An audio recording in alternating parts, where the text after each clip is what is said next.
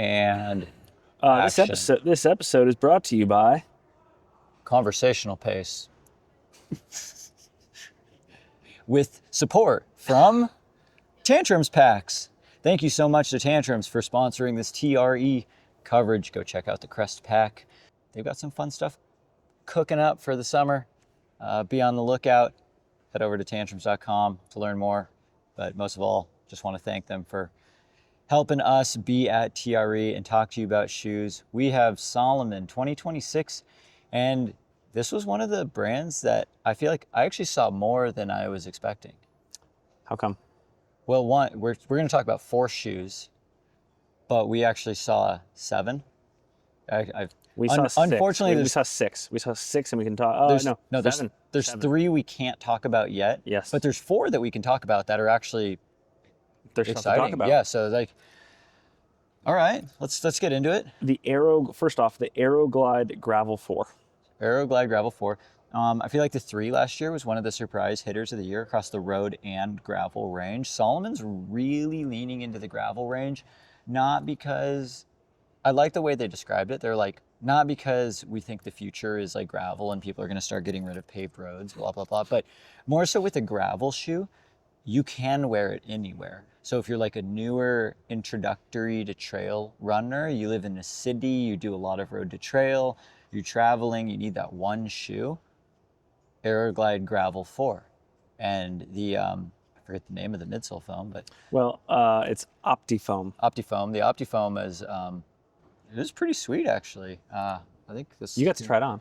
Yeah, it's going to be pretty high up on the review list for this year, but we got some tasteful updates to the AeroGlide Gravel 4, largely coming in the form of the upper. It's lighter. It's lighter weight. New lacing.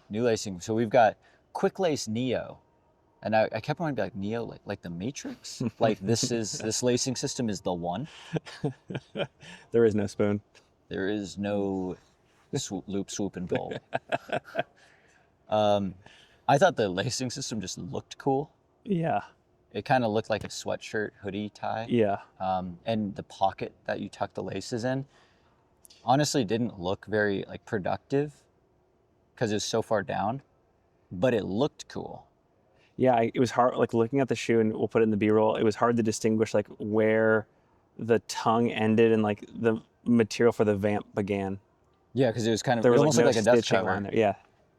So I don't know, maybe it was dual purpose, but I thought it was just a very stylish looking shoe. But that midsole foam is actually pretty sweet. It's kind of a medium stack height. The upper not only has the new lacing system, but is a slightly more accommodating fit. One of the main points of feedback from last year's was that the toe box was just a little bit too pointy due to the material and how it shrunk down towards the toe. So they fixed that a little bit. You wrote, I know you kind of said this earlier, but one shoe quiver. You feel confident going fairly deeply into trails? Yeah, the lug depth on the outsole actually was like, probably 2.5 millimeters. Like, yeah. I bet, unless it's wet, probably actually going to be able to handle most trail conditions pretty well. And it's not like the midsole tooling or rebound was like super out of control. So, it's not going to throw you off the trails or anything like that. So overall, I feel like it's going to be a great, trail shoe for most people. What's the availability and pricing on that one? Yep, so we've got a release date of March 1st, 2026, and a price point of $160, which seems like this could be a budget shoe of the year. And non-EVA. Non-EVA. Yeah, so, because that Optifoam is, I feel like it was like a steamed TPE, but don't quote me on that. Okay. That's what it feels like, kind of looked like. Okay. That's what it felt like. But the same midsole as in the 3. As the previous one. Yeah, okay. Yeah. Which anyone who's running that is going to be stoked because it was really good. All right, calling all Ultraglide fans. Next up, the Ultraglide 4. Ultraglide 3 got skipped in America. Yeah. Ultraglide 2 was, Ultraglide and Ultraglide 2, those were great shoes. Like, they sold great. And then all of a sudden, S-Lab Ultraglide, and then for some reason, Ultraglide 3 just didn't hit America in 2025. So then Ultraglide 4. Ultraglide 4 is actually a small update to Ultraglide 3, but a massive upgrade or update to Ultraglide 2. If you had the S-Lab Ultraglide, this might be like a parallel upgrade, or a big one, just depending on if it fit for you or not. So for some people, it's going to be super new. For some people, it's not. Are you, I think we've talked about this in other, how are you buying or selling in general this Relieve Sphere outsole? I still don't really get it. I mean, so it doesn't hurt me. Like it's not, it doesn't seem any worse than a regular outsole. Like I don't have any negatives other than maybe potential overall durability due to the decreased number of lugs. But we're gonna have to do more long-term testing to figure that out. But yeah, so I mean, I don't want to say gimmick, but like it feels a little hokey, but it's not like they don't need to not have it. Like it's not getting in the way of my running. And we'll see, jury's still out. Yeah, so Single layer energy foam midsole, no super foam here. yeah, so it doesn't have that Optifoam. So I'm interested to see how that compares to the S-Lab version. Maybe you don't need it. One thing I noticed, they didn't tell us this, but I just noticed by looking at it, the sidewalls are significantly lower on the sides. So like, I think anyone who had ankle bite problems, this is gonna help a lot with that. Forklift man. Should we pause for a sec, let him go through? Because we got time is of the essence. And that's just what you get at the, Go ahead, that's what you get at TRE. It's true. In Santa It's County, ambiance. yeah. It's ambiance.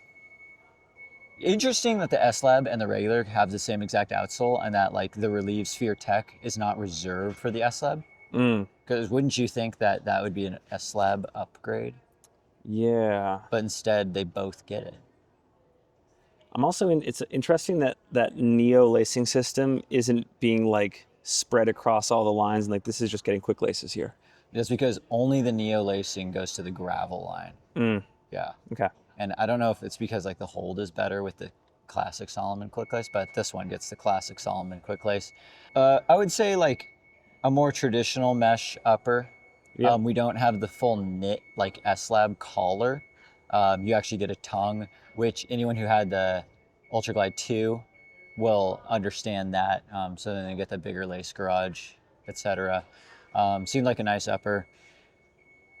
$160. Great value, I think. Yeah. Comes out Jan 1. So that's right around the corner. So that's probably coming up on the review docket for us. Maybe a comparison review. Should we skip that one and go talk about its upgraded counterpart? Yeah, the Ultraglide 2. The S-Lab sorry, the Ultra. S-Lab Ultraglide 2, which comes out a month later, Feb 1. Yeah. At and $250. we're just finishing up running in the S-Lab Ultraglide 1.5 because we just wanted to see if there would be any redemption from the first one. We'll see when we review that. Maybe we'll save the 1.5 thoughts for this 2 video. I think we should. Yeah. I think we should. But S-Lab Ultraglide 2 is interesting because they just took the S-Lab Genesis upper and slapped it on the Ultraglide bottom, which in hindsight, I'm like, that's what you guys should have done this whole time because the S-Lab Genesis upper is like one of the goats. Does it matrix? It matrixes, I love that upper. That's one of my favorite uppers ever. And now they threw it on a pretty bouncy foam. And this matrix upper is lighter than what's currently on the S-Lab. So the S-Lab Ultraglide now gets a weight reduction just because of the upper. Is this shoe worth the $90 price increase? That will be interesting. We're about to compare a lot of shoes in one video. Ultraglide 4, S-Lab Ultraglide 2, S-Lab Ultraglide 1.5. And we'll do some big comparisons. But I don't know. I thought that was cool just to see them be like, yeah, S-Lab Genesis upper is sick. Let's just throw it on the Ultraglide bottom. I'm hoping that that's the answer to all our problems that we've had with the first version of the S-Lab Ultraglide. Last but not least, as a longtime budget Genesis fan, cool to see the Genesis 2 here, coming fall 2026 at $150. What sticks out to you here? It was a tasteful update. It looks like the outsole got a little bit more aggressive. So they're kind of leaning into that more mountainous Genesis type category, which is good because they don't need this Genesis to be like a mild terrain gravel shoe. They have a whole line for that now. Like they can split the shoes a little more. So the Genesis looked a little more aggressive and I like that. The Matrix upper looked great. I don't think it really had much changes there. They're really defining their lanes. They've talked about sort of like sunsetting shoes, Yeah. or like less promotion for certain shoes and like really like giving each shoe a lane. They tweaked the active chassis, which are the little tabs that stick up on the sides right around the midfoot. They changed the materials of the lateral and medial sides a little bit, and I forget which side it is, but one of them got a little bit thinner, so it can adapt to the foot and the trail a little better. It makes the shoe a little less stiff without really sacrificing the overall stability. So tasteful updates. Same midsole compound as the first one. Didn't get an answer on if it was more or less stack. In hand, it looked like it was a little thicker, but I couldn't get official confirmation. 3426, 8mm drop. Oh, Dr. wrote down. Okay, so we should be able to compare that to the first one. Yeah. But yeah, moderate stack, $150. Still the cheapest Matrix shoe? Wild. Maybe. Yeah, similar to the Terex line, I was impressed with the price points here. I was impressed with the price points. I was impressed with the decision making for Salomon. I like where their line of shoes is going, and I'm excited to talk more about some of their later fall releases as well. So that's Salomon 2026.